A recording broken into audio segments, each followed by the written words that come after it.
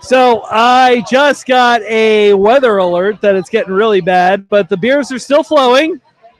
And Manny here did not bring me anything. I feel like you've had a few glasses already come over here. Is that my? It's my. You know what? We should probably take this afterwards so I can go get this man a massive, massive glass of beer. He deserves it.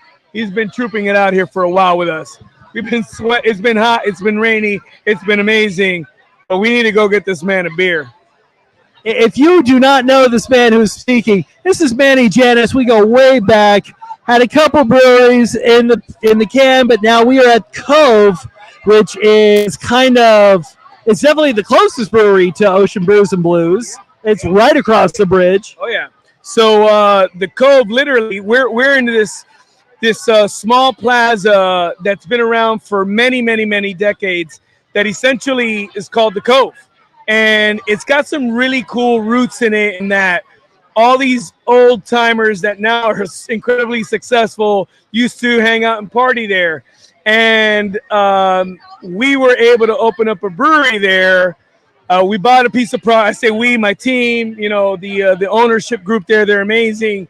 They saw a vision there. They saw an old building in a place that they grew up in and hung out with. And they bought this building in 2017 and saw the vision.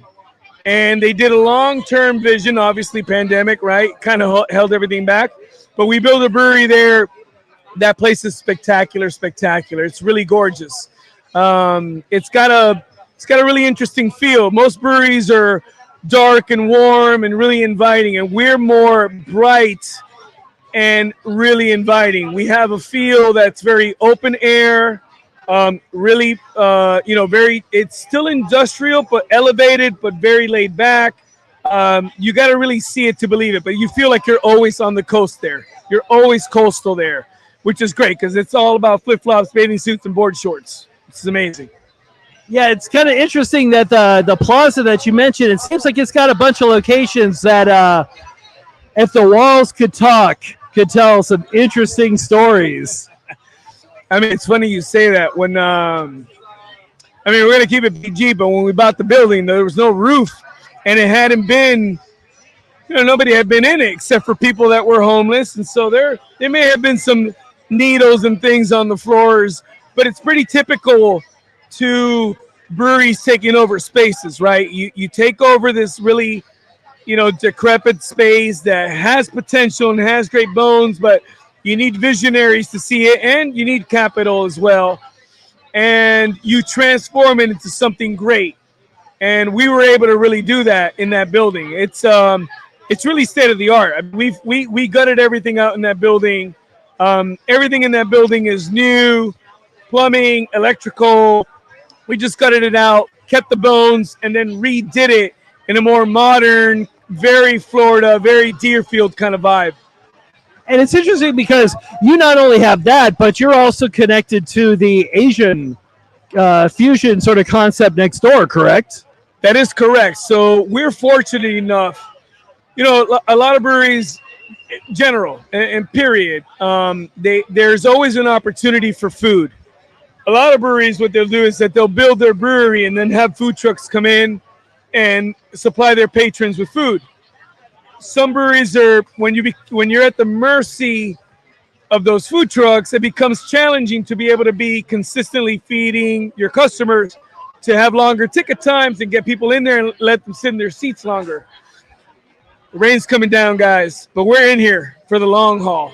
You have no idea what's around us, but we're here. What we did is that because we own the building, we were able to build our brewery, and instead of taking on a kitchen and dealing with, the health department and all those other licenses and other things you got to deal with while opening up a restaurant, what we did was that we just leased out a place next to us.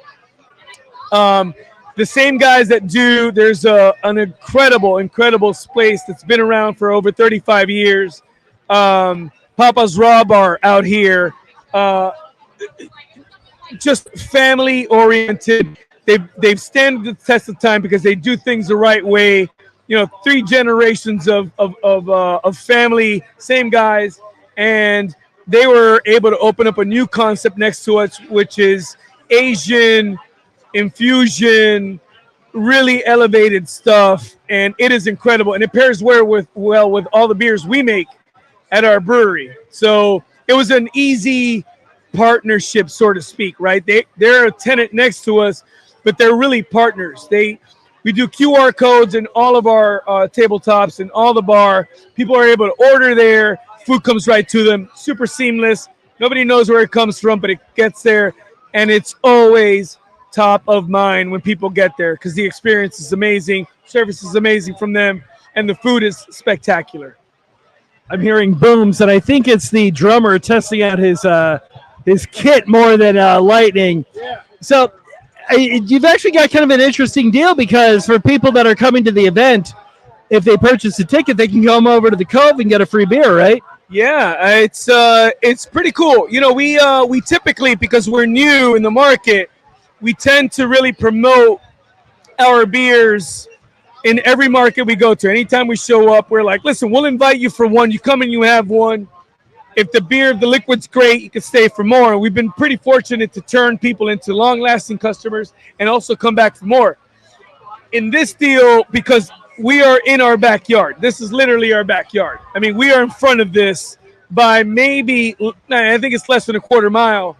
We're in front of this. And we told every guest that's out here that purchased a ticket today, listen, if you have a ticket, come on by. You get a free beer on us. And we want everybody to come on by. We want people to know who we are, even people that have already been there. We're more than happy to give them an extra beer. It's worth the patronage, right? So, yeah, that's part of the deal that we did today. Anybody that's got a ticket, and there's a lot of people out here today, come on by, get a free beer on us. We'd love to have you. So what did you bring today to entice people to come on by? So right now we've got about 18 beers. We just put 2 on yesterday, so we got 20 beers on tap. What we brought today was our Heat Wave, which is one of our flagship wheat. It's an American wheat ale, really pretty. What we do is that we do orange peel, sweet orange peel in the boil to give it a little bit of a citrus note. We do a classic German hop in the boil, early in the boil, and that's what we have. It's one of our best-selling beers, if not our best-selling beer. The other beer we brought is our Tan Man, which is it's coming down now, guys. It's coming down now. Yeah. It's our Tan Man, and that is why don't you bring that little guy in here? Bring him in here. It is raining right now. We saw the forecast. It said it's going to pass by us, but it is Florida, so we got to deal with the Florida stuff. So Tan Man is an amber lager. It's really more about, our amber lager is more of a Marzan or an Oktoberfest, and we keep that on all year round. I love Marzans. It's a great style to have. I almost feel that it's unfortunate that it almost comes out only one time a year. That should be on draft all year round. So we make it an all year round beer for us, flagship as well. The other beer that we brought was Cosmic Tide. That's a really special beer for us. We're one of a handful of breweries in the state of Florida that's using this really special yeast strain. Essentially, it's a thiolized yeast strain. It's I know sometimes it could be a dirty word, but it's a GMO, genetically modified yeast strain that essentially, for layman's term, picks out the sweetest portions of the grain bill and the hops to provide you a juice bomb of an IPA. So we triple dry hop this beer. We use incredible hops that lend to this style, and it is one of our best feet forward style of beers. It's not typical to bring something out to a beer festival, but we wanted to showcase something that for people that don't like IPAs, this thing is fire. It's a healthy, we call it Cosmic Tide. Some people call it, ninja juice, because it's just, you can't tell it's a 9% beer. But it is beautiful. It's very drinkable, super crushable, very juicy. And then we brought another one of our flagships, Tide and Seek. It's our West Coast double IPA, 7.5%, classic style, malty, resiny, really beautiful beer. It's been one of the beers we've been making since day one. And then we brought our board shorts, which is a dark lager. It's a Schwartz beer. It's a dark lager. We wanted to bring something light, refreshing that you can drink in this weather, that can still quench your thirst, but still give you a little bit of that roast, a little bit of that malt, but still crisp and dry enough to cleanse your palate, and you can have some more. So that's what we brought today. Well, it looks like we are basically rained out. I've got to dry my computer off, but thank you so much for listening to all of that. Manny's going to go get me a Mertzen right now, and I got to figure out how to get one of these hats before I go over to Cove the next time I visit. Thank you so much for listening. Hopefully we will be back. If not, that was Ocean Brews and Brews 2024, and we will see you on the Florida Beer Podcast. Thank you, guys. We love you. Come on out. You guys are awesome. I got the wrist to the computer. I feel like you've done this before. You were working. You got to turn that upside down.